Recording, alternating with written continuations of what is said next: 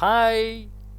ಹೋದ್ಸರಿ ನಿನಗೆ ರಾವಣಂಗೆ ಶಿವ ಆತ್ಮಲಿಂಗ ಕೊಟ್ಟಿದ್ದು ಬೇಕಂತಿಗೇನೆ ಗಣಪತಿ ಅವನಿಗೆ ಮೋಸ ಮಾಡಿಬಿಟ್ಟು ಆ ಲಿಂಗನ ನೆಲದ ಮೇಲೆ ಇಟ್ಬಿಟ್ಟು ಗೋಕರ್ಣದಲ್ಲೇ ಅದು ನೆಲೆ ಊರೋ ಹಾಗೆ ಮಾಡಿದ್ದು.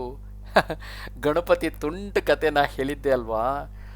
ರಾವಣಂಗಷ್ಟೇ ಅಲ್ಲ, ಈ ಥರ ಅವನು ರಾವಣನ ತಮ್ಮ ವಿಭೀಷಣ ಇರ್ತಾನಲ್ಲ, ಅವನಿಗೂ ಹಾಗೆ ಮಾಡ್ತಾನೆ. ಅದು ಹೇಗಾಗುತ್ತೆ ಅಂದರೆ, ರಾವಣನ ಸಂಹಾರ ಆಯಿತು, ಎಲ್ಲರೂ ಅಯೋಧ್ಯೆಗೆ ವಾಪಸ್ ಬಂದರು. ಅಯೋಧ್ಯೆಯಲ್ಲಿ ರಾಮನ ಪಟ್ಟಾಭಿಷೇಕ ಆಯಿತು. ಆವಾಗ ರಾಮಂಗೆ ರಾವಣನ ಸಂಹಾರ ಮಾಡಬೇಕಾದ್ರೆ ತುಂಬ ಸಹಾಯ ಮಾಡಿದವನು ರಾವಣನ ಸ್ವಂತ ತಮ್ಮ ವಿಭೀಷಣ. ರಾವಣ ಮಾಡ್ತಿದ್ದಿದ್ದ ಕೆಟ್ಟ ಕೆಲಸಗಳು ಅವನಿಗೆ ಇಷ್ಟ ಆಗ್ತಾ ಇರಲಿಲ್ಲ. ರಾವಣ ರಾಮನ್ನ ದ್ವೇಷ ಮಾಡ್ತಿದ್ದ. ಆದರೆ ವಿಭೀಷಣ ಹಾಗಲ್ಲ, ಅವನು ರಾಮನ ಭಕ್ತ. ನಿಂಗೆ ಗೊತ್ತಾ, ಇಡೀ ಲಂಕೆಯಲ್ಲಿ ವಿಭೀಷಣದ ಮನೆಯಲ್ಲಿ ಮಾತ್ರ ತುಳಸಿ ಕಟ್ಟೆ ಇತ್ತಂತೆ. ಯಾರ ಮನೆಯಲ್ಲಿ ತುಳಸಿ ಇರುತ್ತೋ ಅವರು ವಿಷ್ಣುನ ಪೂಜೆ ಮಾಡ್ತಾರೆ, ವಿಷ್ಣು ಕಂಡ್ರೆ ತುಂಬ ಇಷ್ಟ ಅಂತ. ನಿಂಗೂ ಗೊತ್ತಲ್ವಾ. ಅಷ್ಟು ಒಳ್ಳೆಯವನು ವಿಭೀಷಣ. ಅದು ರಾಮಂಗೂ ಗೊತ್ತಿರುತ್ತೆ. ಅದಕ್ಕೋಸ್ಕರ ರಾಮ ಏನು ಮಾಡ್ತಾನೆ ಗೊತ್ತಾ, ಈಗ ಅವನು ಪಟ್ಟಾಭಿಷೇಕ ಕಾರ್ಯಕ್ರಮಕ್ಕೆ ಬಂದಿದ್ದಾನೆ, ಅವನಿಗೇನಾದರೂ ಒಂದು ಉಡುಗೊರೆ ಕೊಡಬೇಕಲ್ವಾ. ರಾಮನ ವಂಶದಲ್ಲಿ, ಅಂದರೆ ರಾಮ ಇಕ್ಷ್ವಾಕು ವಂಶಕ್ಕೆ ಸೇರಿದವನು. ತಲತಲಾಂತರದಿಂದ ಅವ್ರ ಮನೆಯಲ್ಲಿ ರಂಗನಾಥ ವಿಮಾನ ಅಂತ ಒಂದು ಪುಟ್ಟ ಮಂಟಪದೊಳಗೆ ರಂಗನಾಥನ ವಿಗ್ರಹ, ಅದು ರಂಗನಾಥನ ವಿಮಾನ ಅಂತ ಹೇಳಿ ಅವರು ವಂಶ ಪಾರಂಪರ್ಯವಾಗಿ ಬಂದಿರುತ್ತೆ. ಅದನ್ನೇ ತೆಗೆದು ರಾಮ ವಿಭೀಷಣಂಗೆ ಕೊಟ್ಬಿಡ್ತಾನೆ. ಇದನ್ನು ನೀನು ತಗೊಂಡು ಹೋಗು, ಲಂಕೆಯಲ್ಲಿ ಪ್ರತಿಷ್ಠಾಪನೆ ಮಾಡಿಕೊಂಡು ಪೂಜೆ ಮಾಡು ಅಂತ.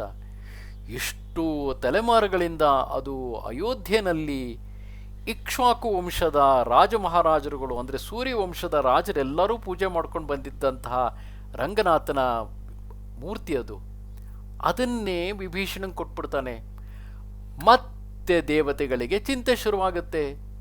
ಹೇಗೆ ರಾವಣ ಆತ್ಮಲಿಂಗ ತಗೊಂಡು ಹೋಗೋಕೆ ಹೊರಟಿದ್ನೋ ಹಾಗೆ ಈಗ ನೋಡಿದರೆ ರಂಗನಾಥನ ವಿಮಾನ ತಗೊಂಡು ವಿಭೀಷಣ ಲಂಕೆಗೆ ತಗೊಂಡು ಹೋಗ್ಬಿಡ್ತಾನಲ್ಲ.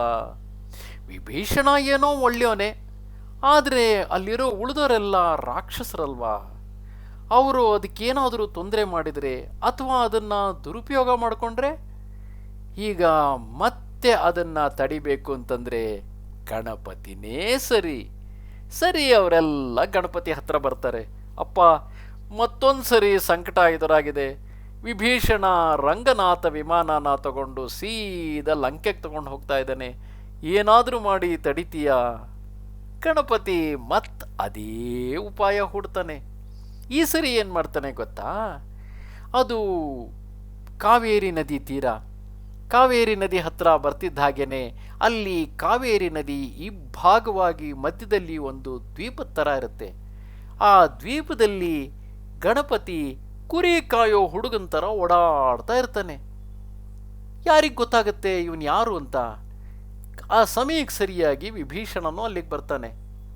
ಈಗ ಅವನಿಗೂ ಅದೇ ಸಮಸ್ಯೆ. ಸಂಜೆ ಆಗ್ತಾ ಬಂದಿದೆ, ತಾನಿವಾಗ ಸಂಧ್ಯಾವಂದನೆ ಮಾಡಬೇಕು. ಅವನು ಬ್ರಾಹ್ಮಣನೇ, ರಾವಣನ ತಮ್ಮನೇ. ಈಗ ರಂಗನಾಥ ವಿಮಾನನು ಆತ್ಮಲಿಂಗತ್ತರನೇ, ಅದನ್ನು ಎಲ್ಲೂ ಇಡಬಾರ್ದು. ಎಲ್ಲಾದರೂ ಇಟ್ಟರೆ ಮುಗೀತು, ಅದನ್ನು ಅಲ್ಲಿಂದ ಎತ್ತೋಕ್ಕಾಗೋದಿಲ್ಲ. ಏನು ಮಾಡೋದು? ಅಲ್ಲೇ ಕುರಿ ಕಾಯ್ತಾ ಇರ್ತಾರಲ್ಲ ಆ ಹುಡುಗನ್ನ ಕರೀತಾನೆ. ಅಪ್ಪ, ಈ ಒಂದು ವಿಮಾನ ಇದೆಯಲ್ಲ, ಈ ಪುಟ್ಟ ಮಂಟಪ, ದೇವರ ವಿಗ್ರಹ, ಇದನ್ನು ಹಿಡ್ಕೊಂಡು ನಿಂತಿರು, ಬೇಗ ನಾನು ಹೋಗಿ ಸಂಧ್ಯಾವಂದನೆ ಮಾಡ್ಕೊಂಡು ಬರ್ತೀನಿ ಅಂತ. ಆಗ ಆ ಹುಡುಗ ಹೇಳ್ತಾನೆ, ನಾನು 3 ಸಲ ಕರೀತೀನಿ, ನೀನು 3 ಸಲ ಕರೆದಾಗಲೂ ಬರಲಿಲ್ಲ ಅಂದರೆ ನಾನು ಕೆಳಗಿಟ್ಬಿಡ್ತೀನಿ ಅಂತ. ಅಯ್ಯೋಯ್ಯೋ, ಹಾಗೆ ಮಾತ್ರ ಮಾಡಬೇಡ, ಒಂದು 5 ನಿಮಿಷ ತಡ್ಕೊಂಡಿರು, ಅಷ್ಟರಲ್ಲಿ ನಾನು ಬೇಗ ಬಂದುಬಿಡ್ತೀನಿ, ಹಿಡ್ಕೊಂಡಿರು ಅಂತಾನೆ. ಯಾಕಂದರೆ ಅದು ಹೇಳಿ ಕೇಳಿ ದ್ವೀಪ, ಆ ಕಡೆ ಈ ಕಡೆ ಎರಡೂ ಕಡೆಗೂ ಕಾವೇರಿ ನದಿ ಹರಿತಾ ಇದೆ. ಅಲ್ಲಿನ ಯಾರು ಬರ್ತಾರೆ? ಯಾರೂ ಬರಲ್ಲ.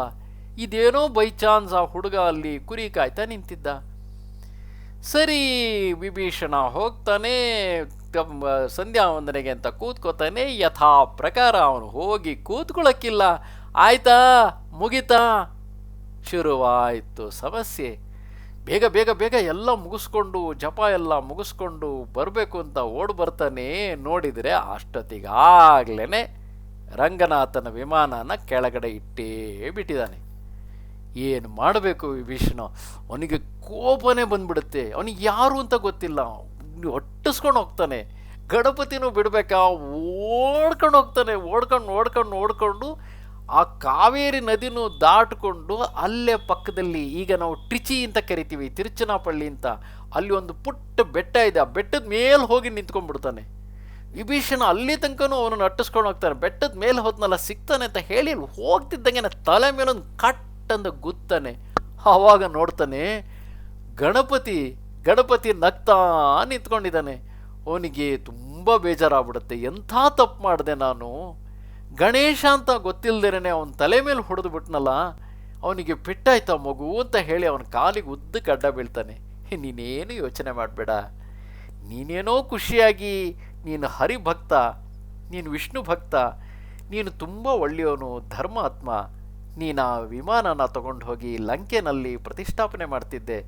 ಆದರೆ ನಿನ್ನ ನಂತರ ಬರೋರು ಅದಕ್ಕೆ ಗೌರವ ಕೊಡ್ತಾರೆ, ಅದನ್ನು ಅಷ್ಟೇ ಚೆನ್ನಾಗಿ ನೋಡ್ಕೋತಾರೆ ಅನ್ನೋಕ್ಕೆ ಏನು ಗ್ಯಾರಂಟಿ? ಅದಕ್ಕೋಸ್ಕರನೇ ಇದು ಪವಿತ್ರವಾದಂಥ ಕ್ಷೇತ್ರ. ಕಾವೇರಿ ನದಿ ಎಲ್ಲೆಲ್ಲಿ ಕವಲೊಡೆದು ದ್ವೀಪಗಳಾಗಿದೆಯೋ ಅಲ್ಲೆಲ್ಲ ಒಂದೊಂದು ರಂಗನಾಥನ ದೇವಸ್ಥಾನಗಳಿದೆ. ಕರ್ನಾಟಕದಲ್ಲಿ ಶ್ರೀರಂಗಪಟ್ಟಣದಲ್ಲಿ ರಂಗನಾಥನ ದೇವಸ್ಥಾನ ಇದೆ. ಅದೇ ರೀತಿ ಅದನ್ನು ಆದಿರಂಗ ಅಂತಾರೆ.